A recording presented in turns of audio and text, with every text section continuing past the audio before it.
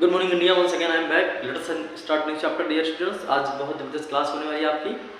आज मैं आपको डिविजिबिलिटी का ही कॉन्सेप्ट बताऊंगा क्योंकि हमारा ये प्रोसेस चल रहा है।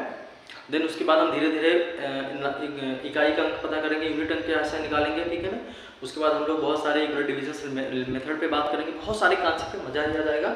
लेकिन आप ध्यान से जरा देखिएगा, आज मैं बात करने वाला हूँ, आपको मैंने 2 का डिविजिबिलिटी बताया था ना, जिसके इकाई का अंक 2 से डिवाइड हो जाए या जो संख्या पूरी तरीके से 2 से डिवाइड हो, राइट ना।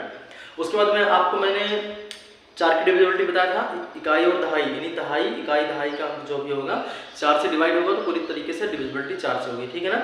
फिर मैंने 5 का बताया था, जिसके इकाई का अंक 0 है तो 5 होने चाहिए, राइट, याद है ना।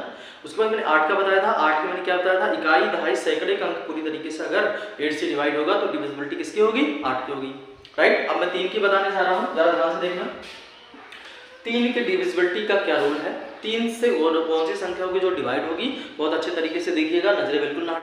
अब ये संख्या हम कैसे पता करें कि ये 3 से डिविजिबल है या नहीं है, क्योंकि लास्ट में 4 है, कंफ्यूज हो सकते हैं, ठीक है, कि यार 3 से डिविजिबल होगा कि 2 से होगा कि 8 से होगा।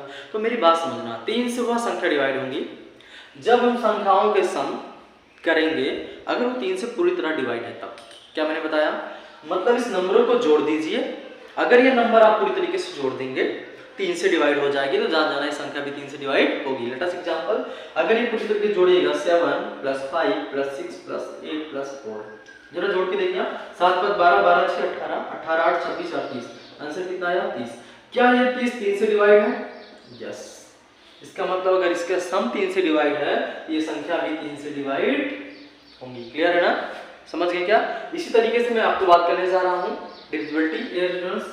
9 की डिविजिबिलिटी क्या है, 9 की divisibility same process, same concept. अगर जो भी नंबर दिए जाएंगे उस नंबरों का योग, उस नंबरों का सम अगर 9 से डिवाइड है तो डिविजिबिलिटी कितने की होगी, 9 की होगी। क्या आप मेरी बात को समझ पा रहे हैं। 4 6 2 3 एक एग्जांपल्स मैंने लिया, इनको हम लोग पहले क्या करेंगे, पहले हम लोग क्या करेंगे बच्चे, पहले हम लोग सम करेंगे, ठीक है। आपके पास 12 12 4 16 16 6 22 22 2 24 24 3 27, राइट। मेरी बात समझ गए ना।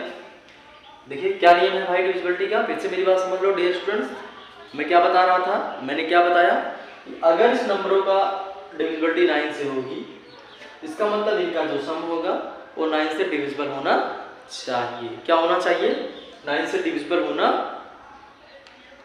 चाहिए।